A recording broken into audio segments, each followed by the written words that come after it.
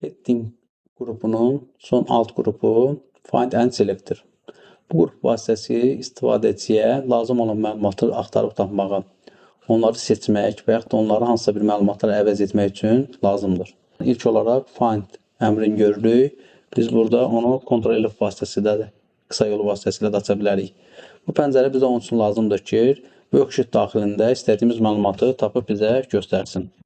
Bəzən yazılmış xanaları bizə tapmaq lazımdır. Biz burada Find Next vasitəsilə seçərik və hər bir xananı sırayla bizə göstərər və yaxud da Find All vasitəsilə bütün xanaları haqqında məlumatı siyahı formasında verər.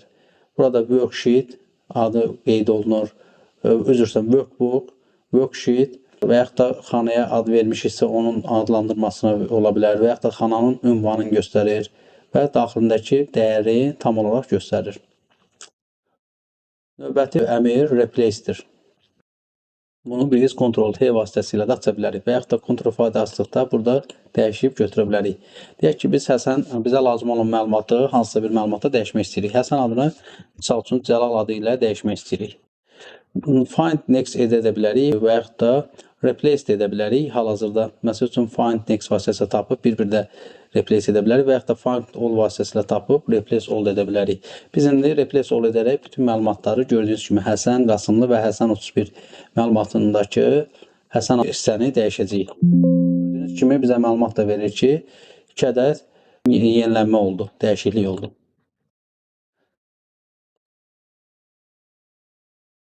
Növbəti əmr Go-to-dur. Go-to onun üçün istifadə olunur ki, biz hansısa bir cədvəldə hansısa bir xana ünvanını yazaraq ora getməyimiz üçün lazımdır. Məsəl üçün, E6 xanasına getməyə bizi E6 xanası lazımdır. Onu seçib burada OK vurduğumuz zaman bizə E6 xanasını da üzərində seçmiş olur. Aşağı hissədə ən çox vacib olan hissə Go-to Special'dır. Go-to Special'ı istifadə etmək üçün biz geniş bir cədvələ gedək. Geniş bir cədvəldə axtarış və yaxud da geniş bir cədvəl olan hissədə gedə bilərik. Və burada Go-to Special'a gedərək biz kommentləri seçə bilərik və yaxud da Constants. Constants odur ki, bizə lazım olan əllə manual olaraq daxil etdiyimiz hissələri bizə göstərsin. Burada görünənlə seçilmiş bir hissələri biz manual olaraq əllə daxil etmişik. Və yaxud da biz deyək ki, formulas seçərək biz cədvəldə və yaxud da worksheetdə olan bütün xanalar gətirilir ki, orada daxilində formulalar vardır.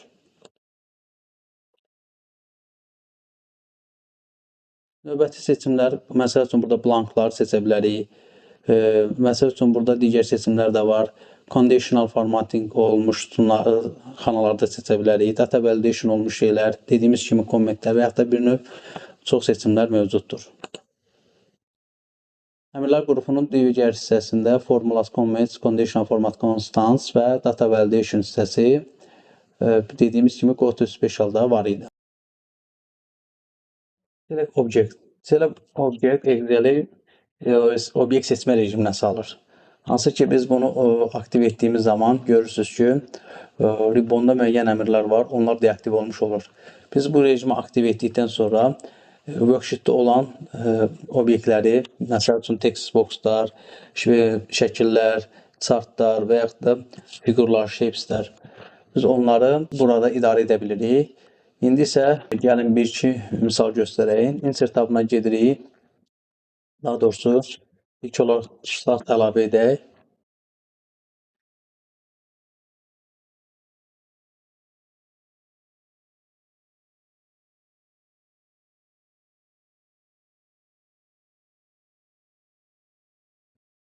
Misal üçün, biz bir chart əlavə elədik. Əlavə olaraq bir ədəd shapes götürəyim. Deyək ki, bunu götürdük. Əlavə olaraq gəlin bir şəkil götürəyim. Məsəl üçün, bunu götürdük.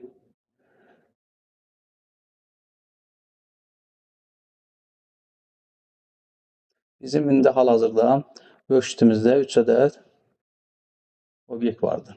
Biz bunlarla bağlı əməliyyatı dediyimiz kimi Select Object vasitəsilə aktiv edirik və mouse vasitəsilə bu formada seçmiş oluruq. Bunları toplu halda sağa, sola və ya da istədiyimiz yönə hərəkət etdirə bilirik.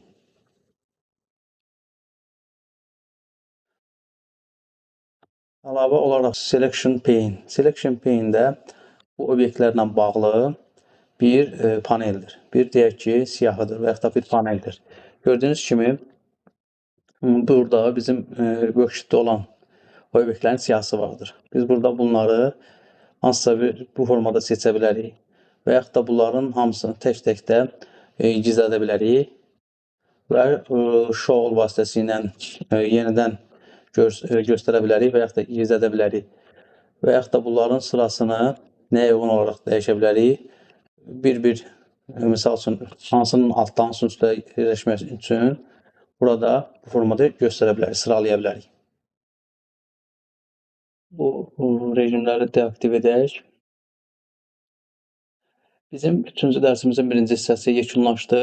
İkinci hissədə isə mətin funksiyalar barəsində danışacağıq.